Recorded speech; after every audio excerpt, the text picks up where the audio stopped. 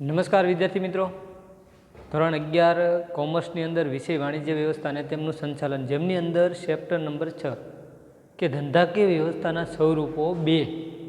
હવે તમને ખ્યાલ હશે કે આપણે ગત લેક્ચરની અંદર એમની જે ધંધાકીય વ્યવસ્થા છે એમની લાક્ષણિકતા એટલે કે સહકારી મંડળીની લાક્ષણિકતા, એના ફાયદા સમજતા હતા. હવે એ ફાયદાની અંદર 10 નંબરના ફાયદા સુધી જ આપણે સમજ્યા હતા. આગળનો જે હતો એ આપણો લેક્ચર પૂર્ણ થયો. હવે આજે આપણે તમને ખબર છે કે પહેલાં સરળ સ્થાપના વિધિ, કાયમી અસ્તિત્વ, ખુલ્લું સભ્યપદ, સભ્યોની મર્યાદિત જવાબદારી, સરકારી સહાય કયા બાબતે મળે છે, લોકશાહી વહીવટ કે ઓછો વહીવટી ખર્ચ, નિશ્ચિત ગ્રાહક વર્ગ, વેપારી સંસ્થા સામે સબળ હરીફ, સમાજ માટે કલ્યાણકારી પ્રવૃત્તિ, એ પોઈન્ટ સુધી આપણે ચર્ચા કરી હતી. અને છેલ્લે આજે આપણે આ જે પોઈન્ટ છે એમની ચર્ચા કરવાની છે કે લોકશાહીની તાલીમ શાળા. હવે તમને ખ્યાલ છે મિત્રો કે લોકશાહીની તાલીમ શાળા શું કામ કહેવાય કે એની અંદર બધાને બધી જ પ્રકારની તાલીમ આપવામાં આવે, તો કાર્યો કરવા દેવામાં આવે વારાફરતી. માનો કે 2-5 દિવસ તમે કે મહિનો દિવસ આ કાર્ય કરો, 15 દિવસ પાછા ઓલા ફિલ્ડમાં જતા રહો, એટલે તમે બધા જ કાર્યોથી માહિતગાર થાવ. ઉદાહરણ તરીકે જ્યારે ઘણી વખત એવું બનતું હોય કે દરજી કામની અંદર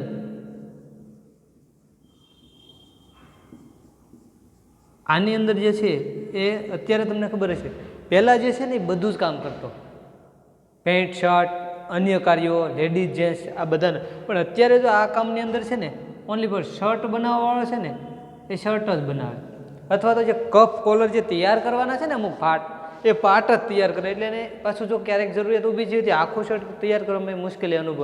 પરંતુ લોકશાહીની તાલીમ શાળા એટલા માટે કહેવાય કે લોકશાહીની એમની અંદર એને બધા જ કાર્યોનું જે છે એ પુનરાવર્તન થતું રહે અને એ બધા કાર્ય સરળતાથી કરી શકે. હવે આપણો મૂળ પોઈન્ટ એ છે, તો એને આગળ વધારીશું કે મંડળીના સંચાલનમાં લોકશાહીનું પ્રાધાન્ય છે. કે મંડળીનું જે સંચાલન છે ને એમાં લોકશાહીને પ્રાધાન્ય છે. મંડળીના સંચાલનમાં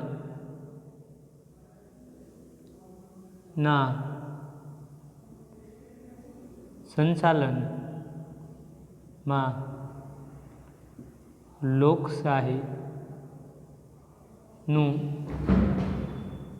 પ્રાધાન્ય છે. એ સરળતાથી તમે સમજ્યું કે એમાં પ્રાધાન્ય અને મહત્ત્વ આપવામાં આવે છે. જો તમે રૂબરૂ હો તો વધારે સરળતાથી હજી આપણે સમજી શકીએ. ત્યારબાદ એવું બની શકે અને મૂડી કરતાં માનવીને મહત્ત્વ વધુ આપવામાં આવે છે. કે આની અંદર જો કે મૂડી કરતાં નાણાં, મૂડી એની કરતાં કોને મહત્ત્વ વધારે આપવામાં આવે છે? માનવીને. આ કઈ ફેકલ્ટીની અંદર કે ફાયદા જે સરળ સ્થાપના વિધિ કે લોકશાહીની તાલીમ શાળા એમની અંદર જે છે સહકારી મંડળીના ફાયદા, એમની અંદર કે મૂડી કરતાં માનવીને વધુ મહત્ત્વ આપવામાં આવે છે.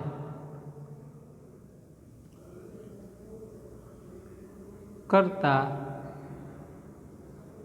માનવીને, આ તમને વિકલ્પમાં કે એક વાક્યમાં પૂછાઈ જાય, કરતાં માનવીને વધુ મહત્ત્વ આપવામાં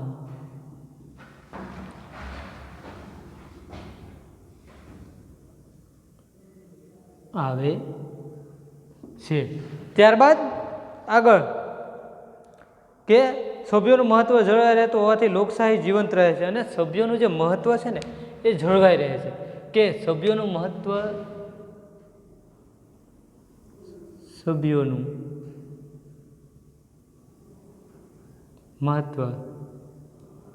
જળવાઈ રહેતું હોવાથી લોકશાહી જે છે એ શું થાય છે કે જીવંત રહે છે. જીવંત રહે છે કે સભ્યોનું મહત્ત્વ જળવાઈ રહેતું હોવાથી લોકશાહીનું જે જીવન છે એ શું કરે છે કે જળવાઈ રહે છે. આપણને ખબર છે કે એનું મહત્ત્વ અત્યારે હજી તમે જુઓ તો ઉદાહરણ લઈ લો કે બળદો, આધુનિક ટેકનોલોજી આવતા બળદો છે અથવા સાયકલ છે એનું મહત્ત્વ ઓછું થતું રહ્યું. ટુ વ્હીલ આવતા સાયકલનું મહત્ત્વ ઓછું થયું, 4 વ્હીલ આવતા 2 વ્હીલનું મહત્ત્વ ઓછું થયું. એમ આમની અંદર જો હજી જે છે એ જૂની પદ્ધતિ એ કે સભ્યોનું મહત્વ જળવાઈ રહેતું હોવાથી લોકશાહી જીવન કે આ જે કંપનીમાં ને એમાં બધી આ વસ્તુ શક્ય નથી, પરંતુ જે સહકારી મંડળ છે એમાં આ પ્રકારે હજી પણ વહીવટ શરૂ થતો રહે છે, એટલે કે લોકશાહી જે છે એ જીવંત રહે છે. ત્યારબાદ આથી સહકારી મંડળી લોકશાહી વ્યવસ્થાના આદર્શ સિદ્ધાંતોનું શિક્ષણ આપતી તાલીમ શાળા કે આથી કહી શકાય કે જે છે સહકારી મંડળી એક લોકશાહીની આદર્શ તાલીમ આપતી શાળા છે, એટલે કે એને લોકશાહીની તાલીમ શાળા તરીકે ઓળખવામાં આવે છે. 12 નંબરનો મુદ્દો જે છે મિત્રો આપણો ફાયદા, તો સભ્યોનો આર્થિક ઉત્કૃષ્ટ અને વિકાસ, સભ્યોનો આર્થિક ઉત્કૃષ્ટ અને વિકાસ એ આગળ આવે અને પગાર મળે અને એમનો વિકાસ થાય, કે અહીંથી બીજી જગ્યાએ સારી પોસ્ટ મળે. તમે કહો ને કે સભ્યોનો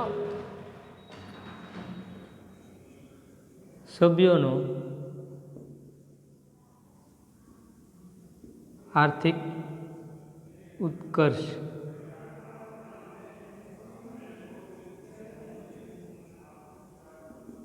અને વિકાસ, બરાબર, અને વિકાસ. તમને ખબર છે કે કોઈ પણ ધંધો, કોઈ પણ ફિલ્ડ છે, તમે તમારો આર્થિક ઉત્કૃષ્ટ થાય, તમે આગળ વધો અને તમારો વિકાસ થાય તો જ તમે ત્યાં ટકી રહો છો. તો જે સહકારી મંડળ છે એમની અંદર દરેક સભ્યોનો ઉત્કૃષ્ટ એટલે કે આગળ આવી શકે અને વિકાસ થાય છે, બરાબર. હવે સહકારી મંડળી તેના સભ્યોના આર્થિક વિકાસમાં મહત્વનું યોગદાન આપે છે. દાખલા તરીકે ગ્રાહકોની સહકારી મંડળીઓ સભ્યોને રોજબરોજના વપરાશની યોગ્ય ગુણવત્તાવાળી વસ્તુઓ વાજબી ભાવે પૂરી પાડે. કે ઉદાહરણ તરીકે ગ્રાહકો જે છે એની જે સહકારી મંડળી છે, બરાબર, ગ્રાહકોની સહકારી મંડળીઓ કે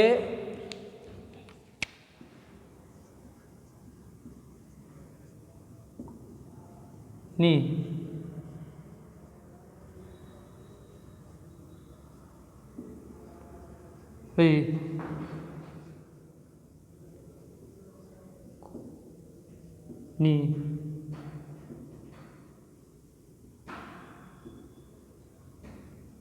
રોજબરોજની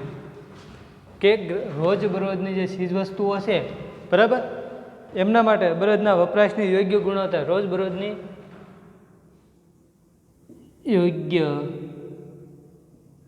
ગુણવત્તા વાળી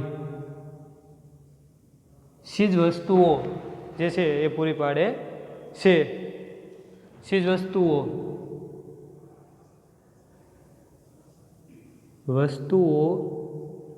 વ્યાજબી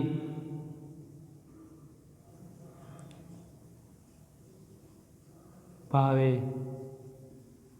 પૂરી પાડે છે. કે આપણે જે વસ્તુ છે, જે ગ્રાહકોની સહકારી મંડળી છે ને, એ ગ્રાહકોને યોગ્ય પ્રમાણની રોજબરોજની જે ચીજ વસ્તુઓ છે એ યોગ્ય ગુણવત્તાવાળી, એની ભાવ અને એની ગુણવત્તા, ક્વોલિટી, ક્વોન્ટિટી જે છે એ સારી ગુણવત્તાની વસ્તુ છે, જે બજારની અંદર 100 રૂપિયામાં મળતી હોય, એ કદાચ ઓલા 20 રૂપિયા નફો લે તો એ 100માં વેચતા હોય, માનો કે, બરાબર.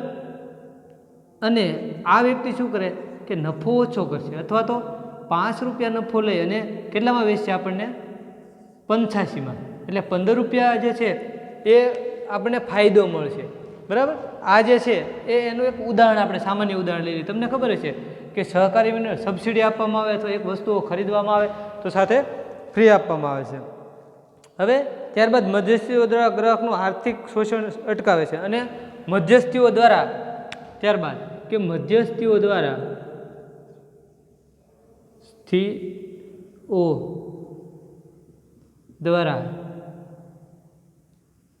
થતું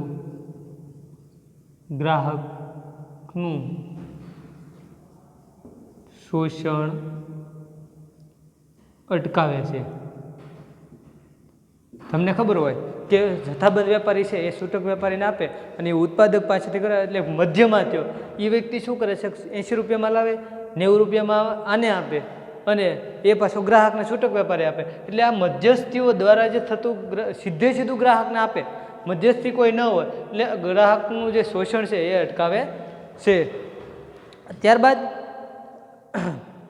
આ જ પ્રમાણે ઉત્પાદકોની સહકારી મંડળીઓ સભ્યોને કાચો માલ, સાધનો, ઓજારો વગેરે વાજબી ભાવે આવી જ રીતે પાછા શું કરે કે સહકારી મંડળી જે છે ને એ ગ્રાહકોને કાચો માલ, ઉત્પાદનોના સાધનો કે આ જ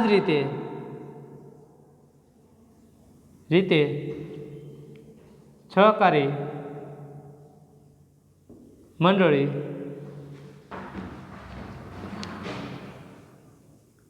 ગ્રાહકોને કાચો માલ, જરૂરી સાધનો એને જે આર્થિક સહાય છે, બરાબર, સાધનો,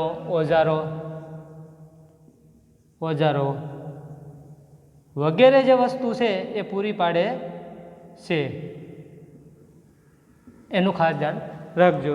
ત્યારબાદ નાના ઉત્પાદકો સરળતાથી ઉત્પાદન કરી શકે એ માટે આર્થિક ઉન્નતિ કરી શકે. ખાંડ, દૂધ, શર્મ, કાપડ કે નાના ઉત્પાદકો છે એ તો એના માટે શું કરે છે કે ખાંડ,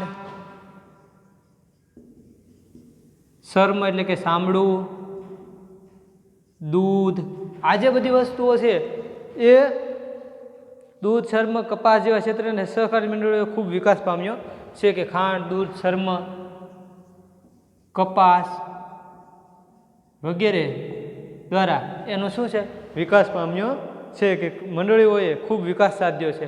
આના દ્વારા સહકારી મંડળીઓએ ખૂબ જ વિકાસ પામ્યો છે કે વિકાસ કર્યો છે.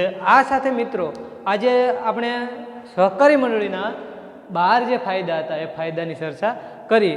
હવે આપણે આગળનો પોઈન્ટ જે આવે છે એની મર્યાદા.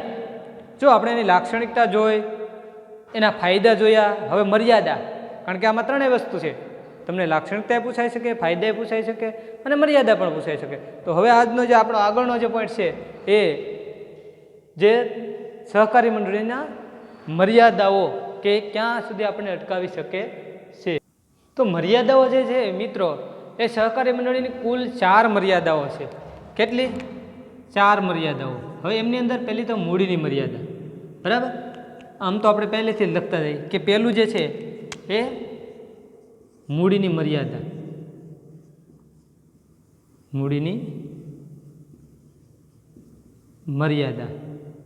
બીજું જે છે એ કે કાર્યક્ષમ વહીવટનો અભાવ અને રાજકીય હસ્તક્ષેપ. કે કાર્યક્ષમ વહીવટનો અભાવ. ત્રીજું છે જે રાજકીય હસ્તક્ષેપ, કે રાજકીય હસ્તક્ષેપો દ્વારા એ યોગ્ય પ્રમાણે વારંવાર અડચણ ઊભી થાય છે. અને સભ્યો વચ્ચે અસહકાર, કે રાજકીય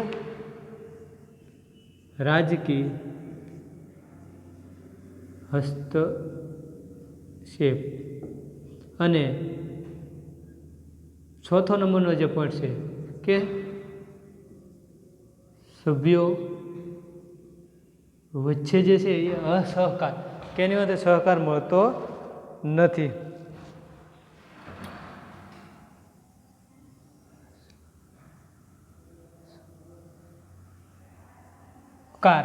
કે જે સભ્યો જે છે એમની વચ્ચે અસહકાર. આ મૂડીની મર્યાદા. પહેલાં તો આની અંદર જે મૂડી છે એ લાવવી સરળ હોતી નથી. મૂડી મેળવવી એ થોડું અઘરું બને છે.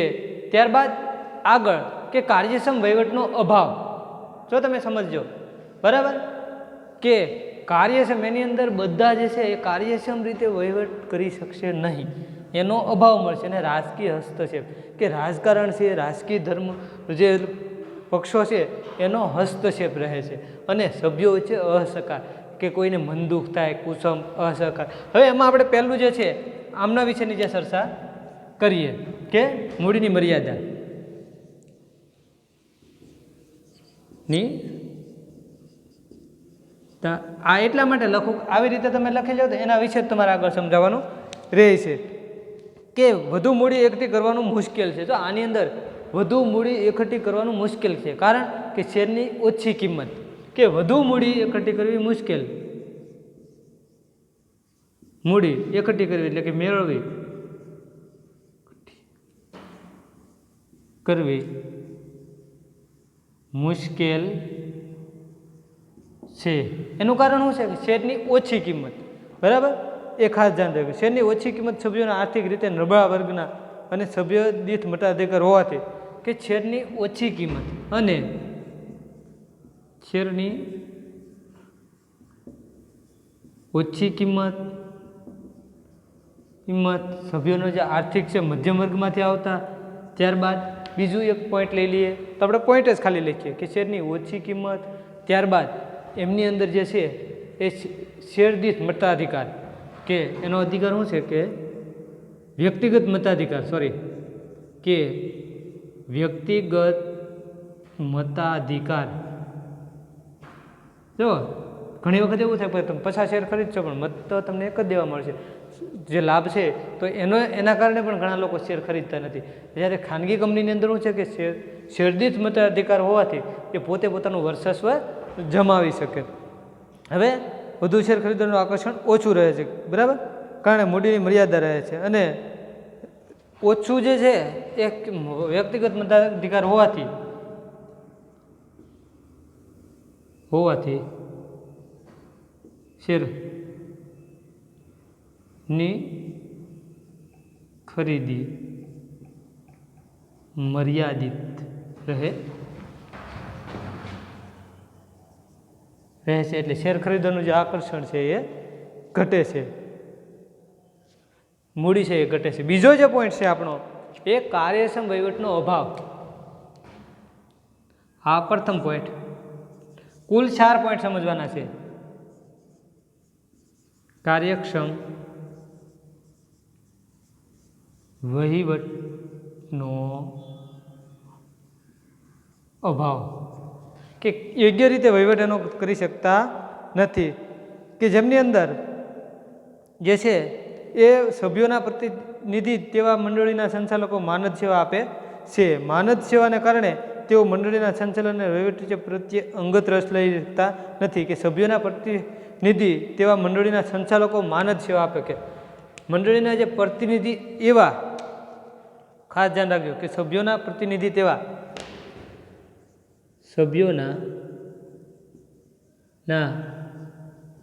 પ્રતિનિધિ એવા જે વ્યક્તિઓ છે કે નિધિ તેવા મંડળીના સંચાલકો, નિધિ તેવા મંડળીના સંચાલકો જે છે એનું સંચાલન જે કરે છે, બરાબર, એનું ખાસ ધ્યાન રાખે. મંડળીના સંચાલકો માનદ સેવા આપે, કે તેવા મંડળીના સંચાલકો માનદ સેવા આપે છે. તેથી શું છે, સેવાઓ આપે છે, એને કોઈ વળતરની વધારે પડતી આશા હોતી નથી. તેથી કે બરાબર, કારણે તેઓ મંડળીના સંચાલકને વહીવટી પ્રત્યે અંગત રસ લેતા નથી, અને તે મંડળીના સંચાલક માનદ સેવા આપે તેથી તે અંગત રસ દાખવતા નથી. તેથી અંગત આપણે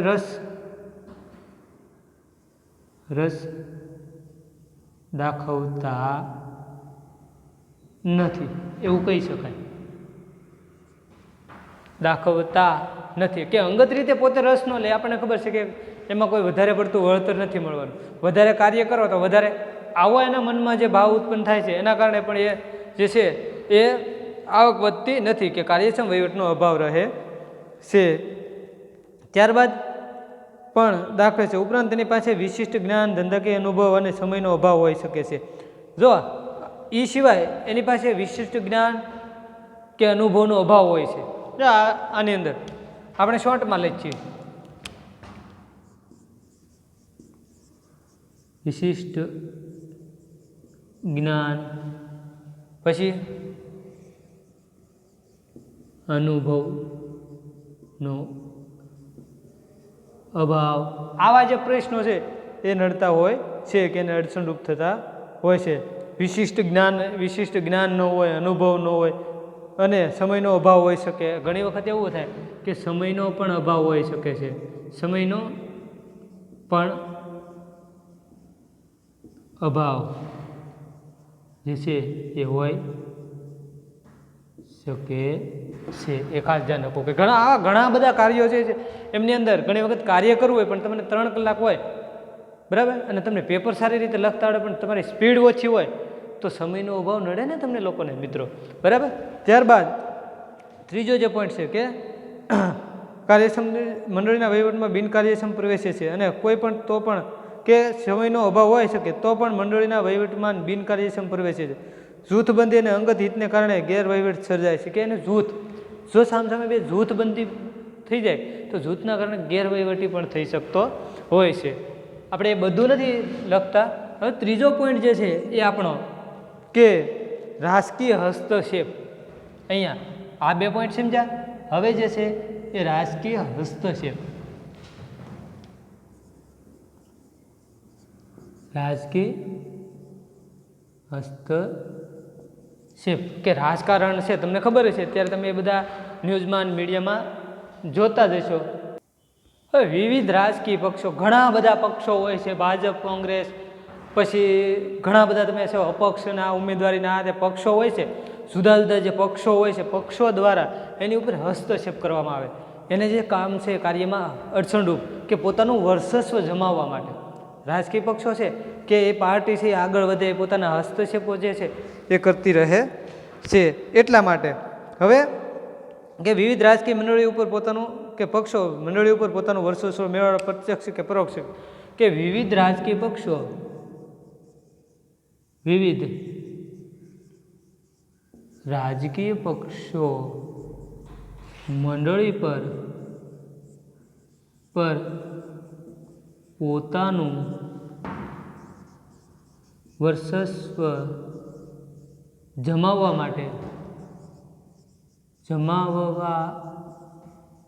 માટે જુદા જુદા જે હસ્તક્ષેપો છે એ કરતા રહે છે. મેળવવા માટે પ્રત્યક્ષ કે પરોક્ષ રીતે જમવા માટે પ્રત્યક્ષ કે પરોક્ષ રીતે હસ્તક્ષેપ કરતા રહે છે. હસ્તક્ષેપ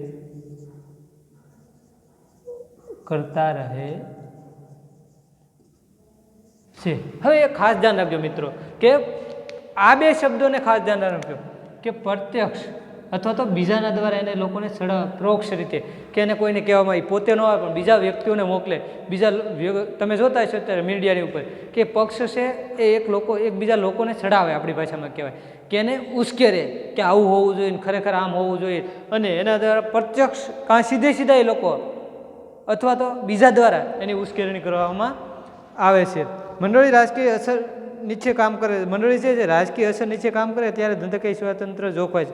અને મંડળી જે છે એ રાજકીય પક્ષ નીચે કાર્ય કરે ને ત્યારે એનું અસ્તિત્વ જોખમાય છે, બરાબર. અને પરિણામે લોકશાહી વહીવટ છે એ લોકશાહી વહીવટ છે એના મૂલ્યો જોખમાય છે. અને પરિણામે શું થાય છે કે પરિણામે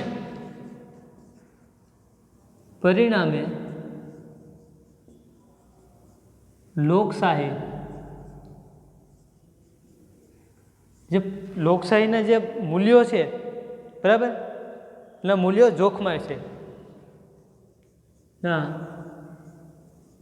મૂલ્યો જોખમાય છે. અને અંતે શું થાય કે એ જે એના પરિણામે જે લોકશાહીના જે મૂલ્યો છે કે જે એના ખરેખર એના હેતુ ઉપર હાલવું જોઈએ, પ્રમાણિકતા, નિષ્ઠા છે, એ એના જે આર્થિક કાર્યો છે એ જોખમાય છે. એ મુજબ એ કાર્ય કરી શકતા નથી. અને છેલ્લું જે છે આપણો પોઈન્ટ કે સભ્યો વચ્ચે અસહકાર, કે બધા સભ્યો સંપીને રહી શકતા નથી. નંબર 4 ઉપર સભ્યો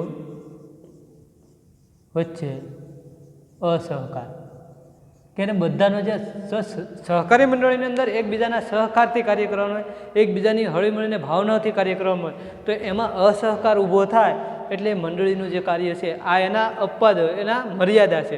મૂડીની મર્યાદા, કાર્યક્ષમ વહીવટનો અભાવ, રાજકીય હસ્તક્ષેપ, અને ચોથું છે સભ્યો વચ્ચે અસહકાર કે જેમની અંદર મંડળીના સભ્યોમાં વફાદારીનો અભાવ હોય, સભ્યોમાં પરસ્પર કુસંપ કે મંડળીમાં જે છે એ સભ્યોના જે છે સહકારનો અભાવ કે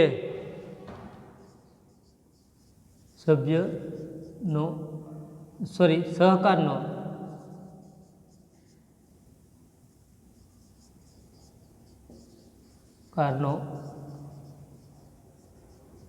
અભાવ,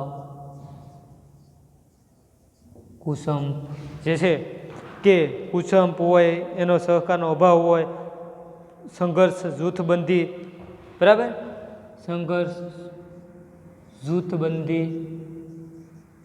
ત્યારબાદ આગળ ઘણા બધા પોઈન્ટ છે મિત્રો કે સંસ્થામાં જે સ્વાર્થ વૃત્તિ પ્રવેશે, કે જ્યારે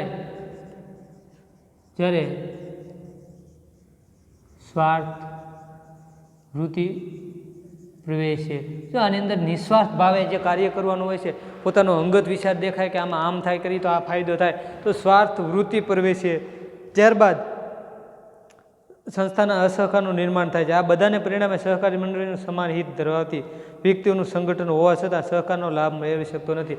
કે આમાં આવા બધા જ પ્રકારના જે દૂષણો છે એ દૂષણો પ્રવેશતા એ સહકારી મંડળીનું જે સહકારની ભાવનાથી જે રસાય છે એ જોખમાય છે, અથવા તો એ પ્રમાણે કાર્ય થઈ શકતું નથી, અથવા તો સંગઠન હોવા છતાં સહકારનો લાભ મેળવી શકતા નથી. આ બધું જ હોવા છતાં આ બધા